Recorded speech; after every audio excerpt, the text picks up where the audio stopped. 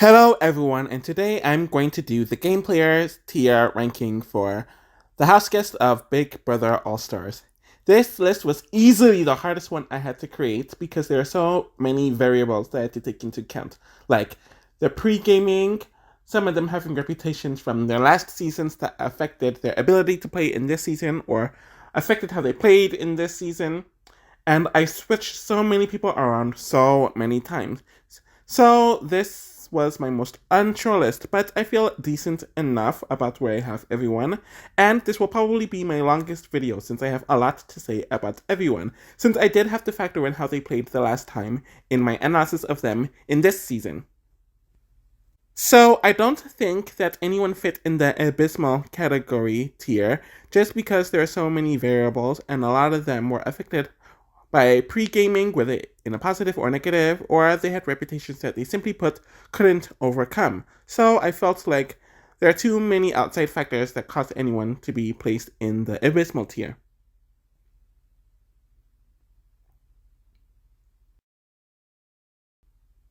At 14th is Allison. What's interesting about returning seasons is to see whether someone can adapt from the environment of their season, if they can implement different strategies, and if they can learn from their prior mistakes. I mention all this because it is clear that Allison didn't or couldn't change from her strategy that she implemented in Big Brother 4. She was trying to not lie as much as she did in that season and to not overplay, but she ended up doing both. Allison told a bunch of people about the plan that Danielle idealized when the HOHs wanted to have an easy week of booting Chicken George. Spreading and gossiping worked out for her in her first season, but this was not the environment where it would have worked the same way. And she apparently told a bunch of pointless lies to the house, including lying about all the votes she had, which never works, while engaging in a normal trash talk. At the same time, there were a few factors that did contribute to her early boot. One was that she was associated with Diane, whose alleged preseason plans were told to the house guests before the season even started. In addition to that, Allison was one of the house guests who didn't really have any connections in the cast as she moved on with her life and wasn't close with many, if any, alumni, while most of her cast was pre-gaming heavily with one another.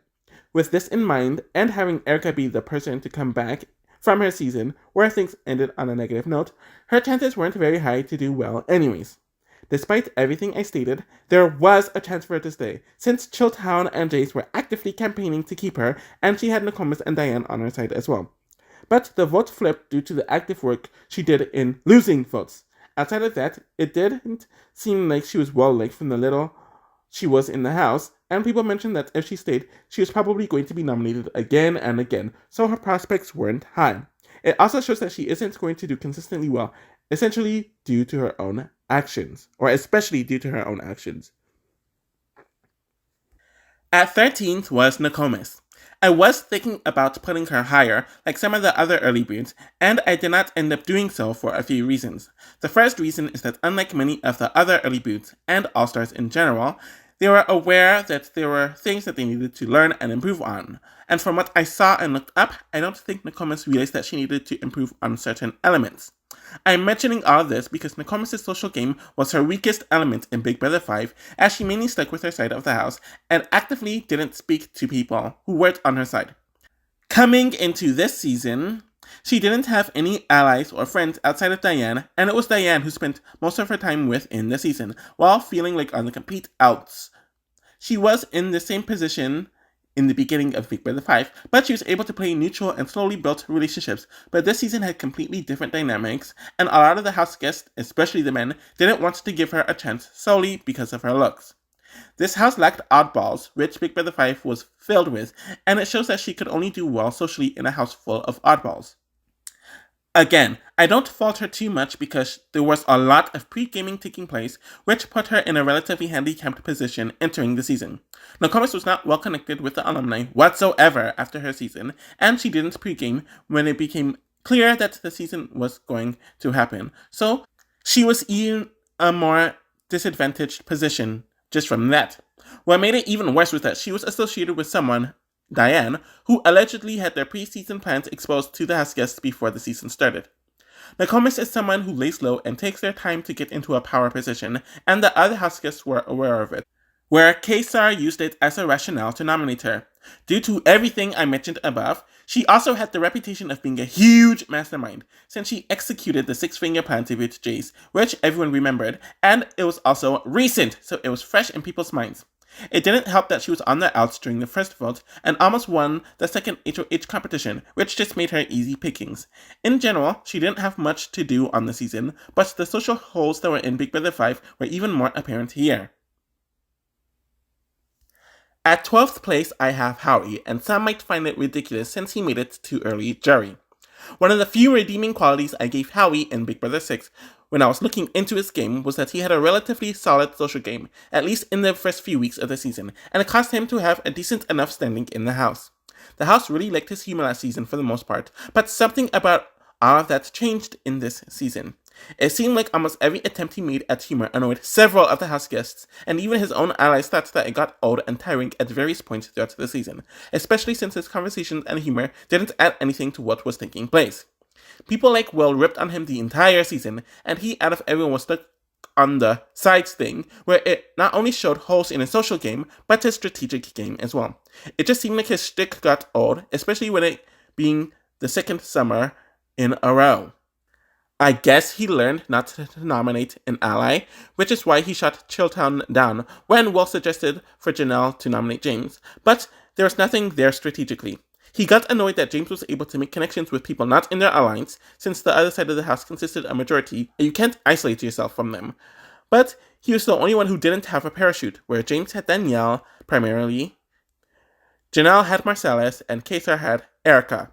He had the attitude about half of the house being quote-unquote float herders, and never even attempted to work with any of them, or to build his own relationships with many of them. Of course, he started rambling on and on about finally having the numbers when he was finally nominated, since Chilltown told them that there was season 6, and it outed Chilltown, where they realized that he was a liability and voted him out. He couldn't adapt to the fact that the dynamics in the season were different than in season 6, and he really took things way too personally this season, and felt like he didn't deserve to be targeted. So he lashed out and attacked people whenever things didn't go his way. In general, it just seemed like the house didn't respect him whatsoever, to the point where I don't see him winning a jury vote whatsoever, despite the house wanting to drag him further than the rest of his alliance at some point. He didn't win a competition in this season, unlike season 6, and really contributed nothing to the alliance other than being an echo chamber, while annoying everyone else when he wasn't isolating from them. I give him props for not going early, but he played really poorly in the season, and wasn't handicapped like some of the other earlier boots who had ended up ranking higher than him. The final person in this tier at 11th is Chicken George, and I don't have much to say about him compared to literally everyone else on the season. So it was clear that his mentality was that he was lucky to just be in the game, since he was on 6 years early, and it was a completely different format. Due to him not knowing how to play the game and being a freshman essentially, he was left to his own devices for the entire season. No one approached him for any alliance and genuinely meant it, despite him trying to align with Janelle, Howie, and Erica during his HOH, and his position as a coaster never changed throughout the entire season. Of course, a coaster is not going to win an All-Star season, and him being a fish out of water made him a target throughout the first few weeks, where Allison and Danielle's overplaying caused him to escape being a first boot, and he won the veto in the third week that saved his butt. There were moments where it seemed like he knew what was going on, and other moments where it seemed like he had no idea what was taking place. He would spy on James and a few other house guests at times, and he would joke around with Chilton about them running everyone and everything in the season.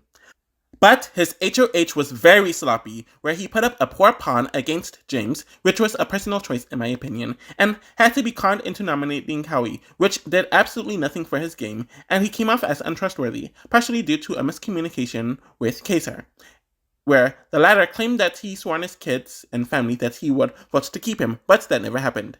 In general, he was never winning the season, but was able to get dragged along, since he was essentially in his own world.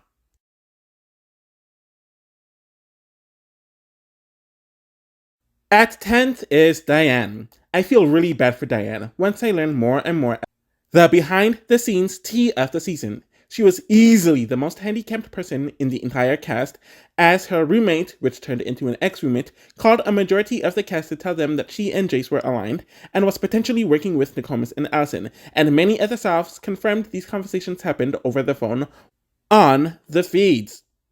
In addition to that, Guana yelled at her for pre-gaming, though she claims that she wasn't pre-gaming, while leaving alone a majority of the cast who actually were pre-gaming. In addition to that, Janelle had a grudge against her going all the way back to season 6, where the Softs trashed Diane for not being good looking enough for Drew, and giving an insincere apology when Diane didn't show up to the wrap party for that season. Entering the season, the Softs and especially Janelle was obsessed with getting her out of the house due to all of the above. While she was heavily screwed up and didn't have much of a chance to play, Diane was just a different person. She was clearly going through some financial issues. Her insecurities were tenfold in comparison to Big Brother 5, so she kind of came in with a defeated attitude and not the best mindset, as well as was just extremely passive throughout the entire season. She was on the wrong side of the Allison vote, which made it easy for her to be targeted, though apparently the flip happened after she and Nicole voted, and it didn't help that season 6 won all the HOHs that she was in the game for, making her time even more limited. It made her very expendable, and I also think her not fully recovering from the trauma of Drew also severely held her back. Even despite all the limitations, some of which were self-inflicted and others were not, I do think she showed some potential. Unlike Nicomis, she actually formed a lot of bonds with people in the season, where she was close to many of the so-called floaters in Marcellus, Danielle, and Erica. She was able to make amends with Jace, and was close to James as well. Unfortunately, she was seen as expendable to people, and while many people felt like she was wronged in the house and would have liked to keep her, their hands were tied, and they promised Janelle, the HOH, and Erica, the nominee, their votes before Diane was even put up.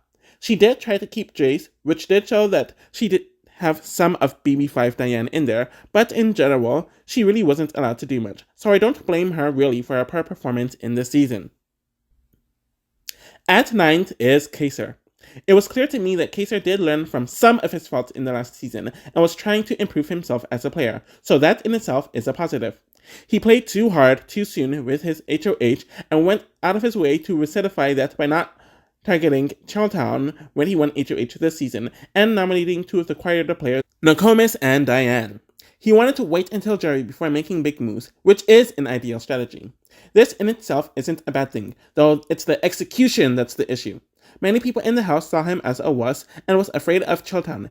And it doesn't help when you tell people how superior you are and you feel to them, especially Chilton. In addition to that, he kind of misinterpreted what some of his issues were from Big Brother 6, as it wasn't just or mainly playing hard too soon.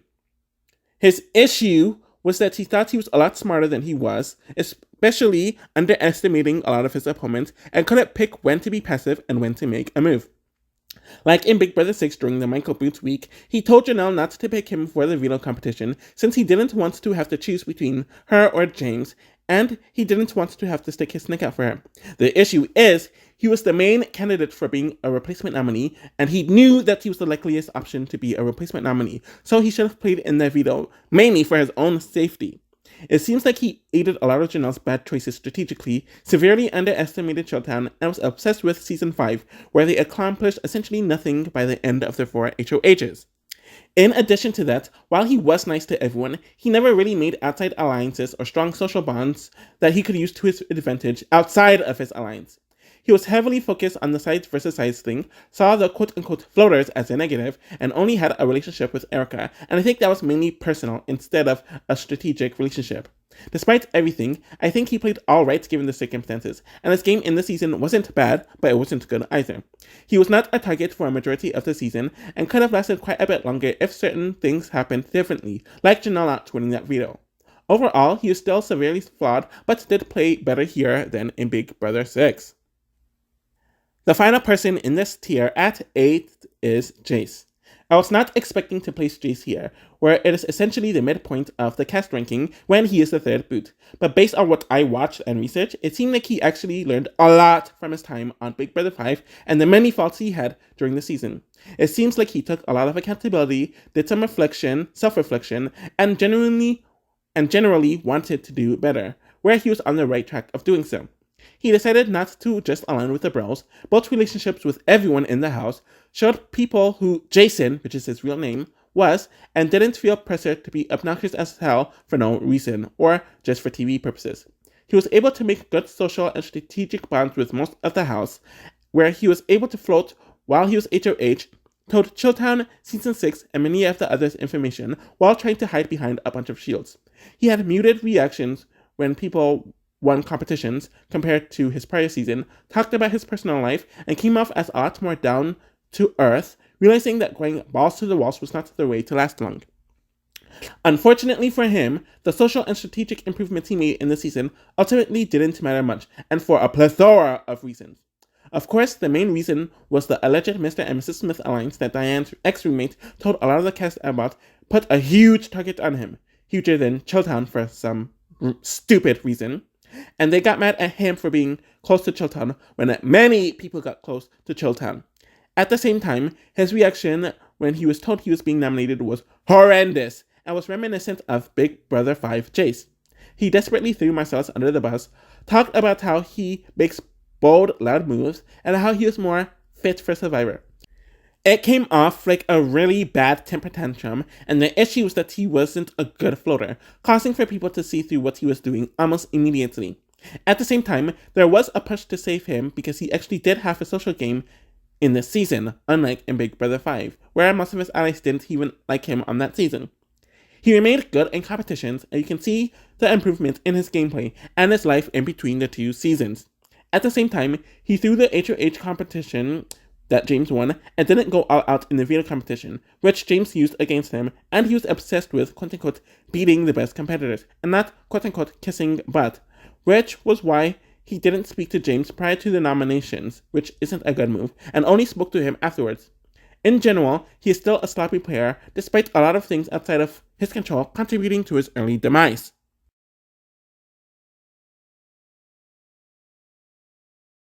The first person in this tier at 7th is Marcellus. For the longest while, I didn't know where to put Marcellus. I had him in the bad category for a while, and he didn't fit into the potential tier, but I realized that he had enough consistency to be in the mediocre tier, based on what he displayed in the season. When it comes to his gameplay, he got into an alliance with Janelle and kissed up to the Salves, which is decent enough since they protected him from their reign of HOHs.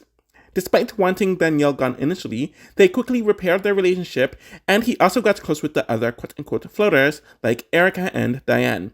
Like in Big Brother 3, he bonds with most of the women and is able to observe what is happening around him. The main difference is that Marcellus was able to win HOH competitions in his first season, which caused him to have more control and agency over how the season went down, which he was not able to do in this season because he didn't have an HOH win, nor did his allies really. At the same time, Marcellus did have a lot of faults. One major fault is that he was never able to bond with most of the guys during the season. Chilltown had it out for him the entire season, and he had it out for them the entire season, which is good since he was the only one who consistently was on them and saw through them, but it was bad because he didn't have the social or strategic bonds or the agency at all to do anything about it. He had a huge target, and there was a heavy push to boot him during the Jace boot, but he was able to skate by that.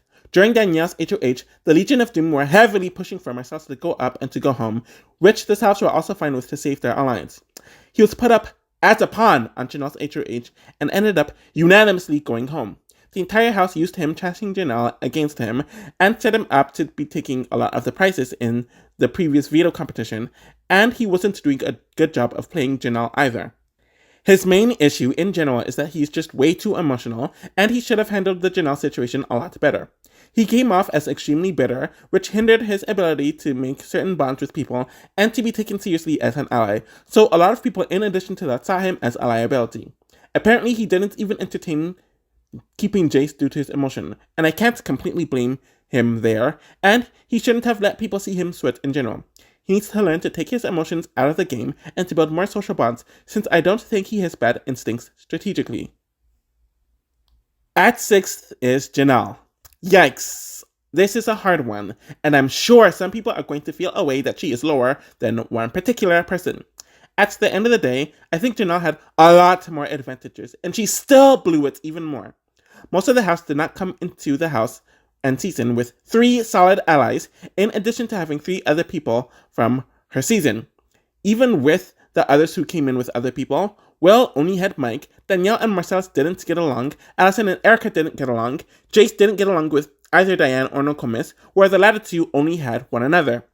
Because she was used to the divide in her last season, she and her allies tried replicating that, but didn't bother forming relationships with people not in her alliance outside of Marcellus, though her deal with him is a good one, and Chilton later on. She apparently was a huge fan of Nokomis, which is why she wanted to keep her, but never actively went out of her way to try to align with Nokomis.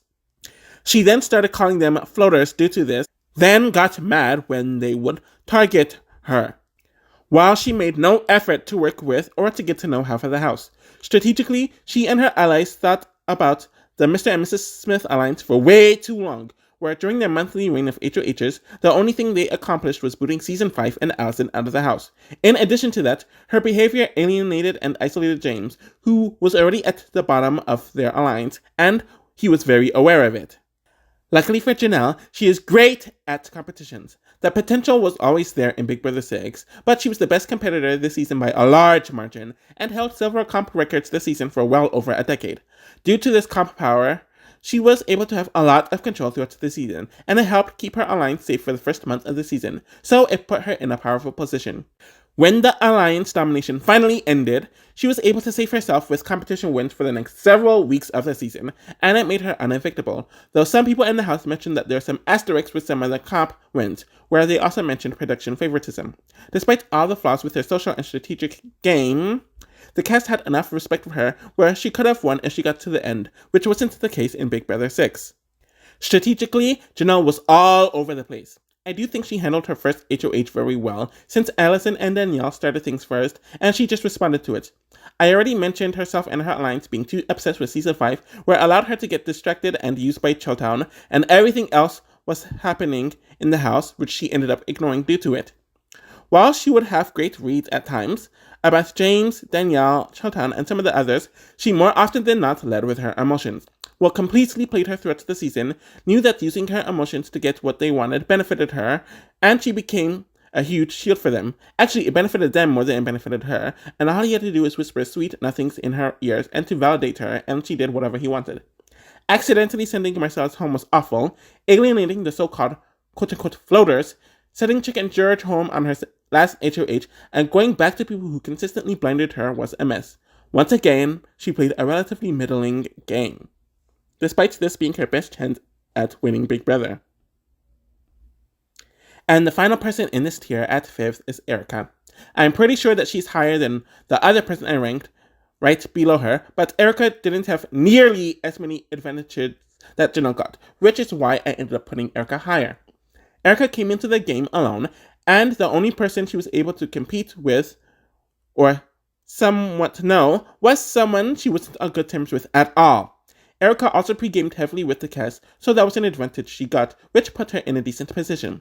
She had to make strong ties with Season 6, had pre-season alliances with Chilltown that she maintained throughout the season, and was lumped in with the other quote-unquote floaters, though I think she was the only one who was actively floating out of all of them. There were some others, like Jace, who tried to do the same thing, but were a lot more sloppy than she was with it. At the same time, she was extremely passive throughout the season, which was an issue Erica had in Big Brother 4, but it worked then, since the house was nowhere near as fluid as it was in this season. When she did get power, like on her HOH, she completely blew it, where she kept Chilltown together when Mike made it clear that he prioritized well over her and convinced her to target Danielle, leaving her open to be a huge target at the end of her HOH. The issue is that Erica never really had a chance to win the season, and that's for a few reasons. One is that she had a small reputation, despite making it 4th on her season. She was not known for being a good player, making a bunch of moves, or running her season, so with her having a small reputation as a player and a personality, she wasn't what the cast felt like should represent an all-star, much less the winner of the season. And with her somewhat being forced into being a floater throughout the season, they were not going to respect her strategy throughout the season, since they wanted a big player who made big moves to represent their season, which she didn't do. And it's even worse because she tried to poorly revise history and make it seem like she was the player, or that type of player, just because she spoke to Janelle about booting Will, and everyone knows she was thrilled to booting Danielle, though she made it seem like it was her own move. Erica is the type of player who can make some social bonds despite other people really disliking her, and has an under the radar strategy that will cause her to make it through the early and middle portions of the season relatively easily, but she never knows how to kick it into high gear to become an upper tier player and to control a season or to be a key player in the direction of the season. She is someone who does not lead but follows, and her reads got worse and worse as the season went on, as she was more and more blinded by Showtown.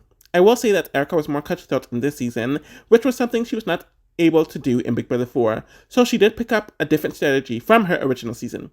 Her gameplay caused people to be disgusted with her, and she ended up burning bridges while not fully owning her game and how people perceived her. She won some clutch competitions when she needed to, and could be cutthroat at times, but not as cutthroat as she wanted people to believe she was. Ultimately, people saw through her game from the beginning and didn't respect it then, which didn't change when she got to the final two, as she played a self-preservation game in general.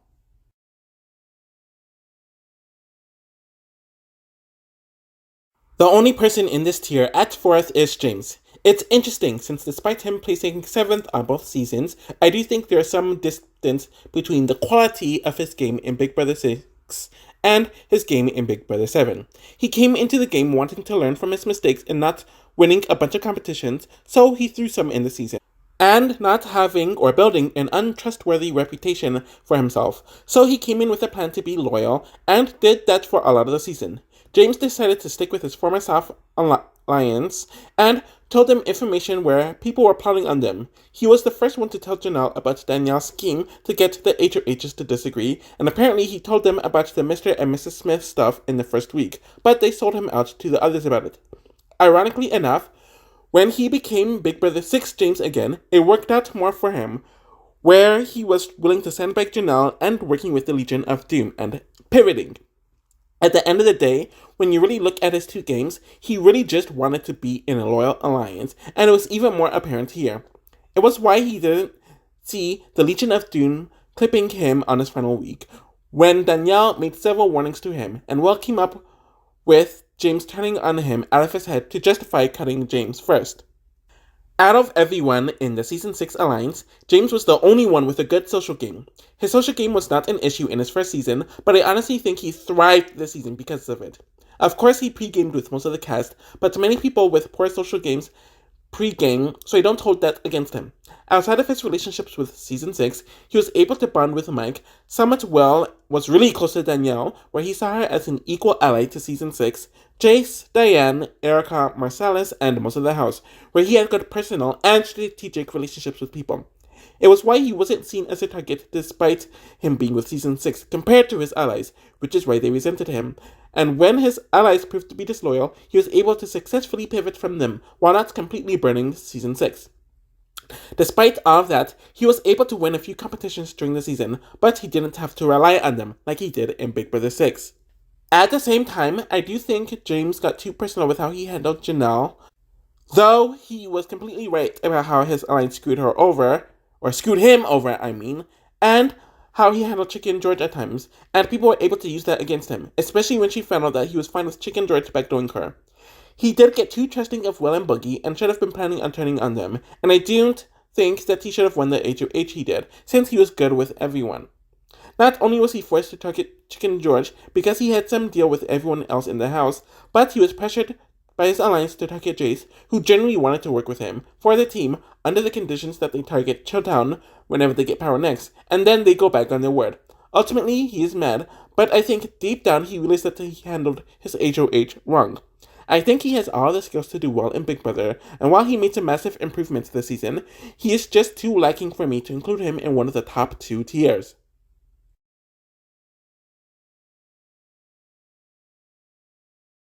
So the bronze prize of third goes to Danielle. Despite Danielle being the mastermind of Big Brother 3, there are still some doubts about whether she could repeat a strong showing here, and whether she could adapt her gameplay. And while her gameplay is, in general, weaker here, I do think she proved herself to be a strong player who can adapt. She did overplay strategically at first, since she panicked about not being approached to be in an alliance, just like she was not approached in the beginning of Big Brother 3. And threw out the scenario about Jace disagreeing, which caused her to be on the block. Once that happened, she realized that she had to lay low and build relationships. So, while there was a push to get her out of the house, the work she did, and Allison screwing up, caused that plan to fail. She continued to lay low, building relationships with Season 6, enough to keep her safe, getting close with a lot of the floaters, and building relationships with Chiltown, even getting people that wanted to target her and to send her home, like Jace and Diane, to want to work with her by the end of their stays. Danielle really thrives socially in this season, and while I do think the change of climate between her seasons regarding gay play helped, she learned to limit her trash talk and was able to merge her social game with her strategic game. She became a big power player once again when she broke Season 6's HOH streaks and won HOH, where she was able to split them up, though her plan to nominate James as the pawn veto king was very risky, but it ended up almost working, where he stayed, but he wasn't able to keep Janelle on the block. While she made the moves that needed to be made, it built a huge target on her amongst the Season 6ers, but luckily the Legion of Doom had her back during those weeks, like throwing the veto to her, but Chilltown was also using her as a shield. She always kept her options open regarding the potential allies she could have, and while she had the Legion of Doom, she was able to make up with Marcellus within a week or two, and had Erica as an ally, where Chicken George wanted her to do well as well. And when she did start targeting Chilltown, she was able to make amends and call a truce with Janelle. I do think she got a bit too caught up with Janelle for those middle weeks, and James's upcoming boot definitely woke her up, where she was a few seconds away from winning her final veto, so she could send Will home on her final week. Danielle was one of the few people who did not pregame whatsoever in the season, and was able to make it deep into the season, where most of the ones who did not pregame were early boots.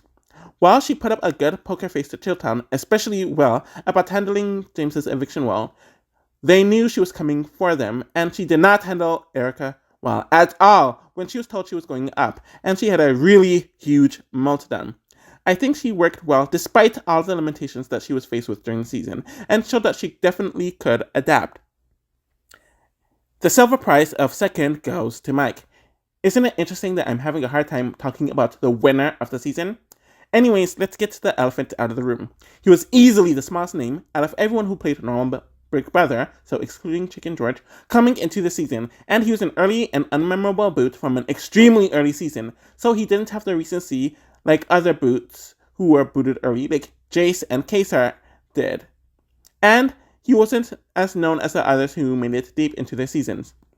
And whatever target was on Chilltown was mainly placed onto Will, but he also benefited from Will's reputation, since he wasn't seen as a floater who did nothing, and was seen as someone who was in a tight alliance. Mike was the student and learned a lot from his teacher Will in the season, as he was encouraged to make fake deals with people, to lie when necessary, when to calm down, when to make certain moves, when to throw competitions, so on and so forth. It's a huge contrast from the guy who couldn't even accept a deal with or pretend to accept a deal with Hardy on his first season. At the same time, he also had an additional 4 seasons as a sample to learn how to play in between his seasons. In Big Brother 2, I mentioned that Mike had social potential, since it got him to win the first HOH, and the house guests mentioned how fun he was before it turned to shit. He definitely lived up to that potential here, where he built good relationships with all the quote-unquote floaters, but one in Marcellus, and was able to get in good with Season 6. Of course, I have to mention that a lot of this was due to the heavy pre-gaming he did, in addition to using his businesses, mentioning that he would pay them and giving them jobs, and discussions about splitting the money to help people stay on or to get on his side. He was able to help Will's plan go through with pinning people against one another and using Erica so she can do their dirty work, like sending Danielle home. He played a good, visible game that the jury of All-Stars would appreciate, and him winning competitions also made him more visible. I do have one issue, and it was that he was playing for Will to win, and them going to the final 2 meant that he loses, which he was very aware of. He didn't even care to realize that taking Erica to the end was the best way for him to win, until it was forced upon him where Janelle evicted Will. And looking into it, he only made one move on his own, which was convincing Chicken George to nominate Howie instead of Will, though Will wanted to be nominated to send Erica home. If Mike did this with the intention of having her as a backup, I would praise the move more, but that wasn't his motivation and was just to mainly save Will.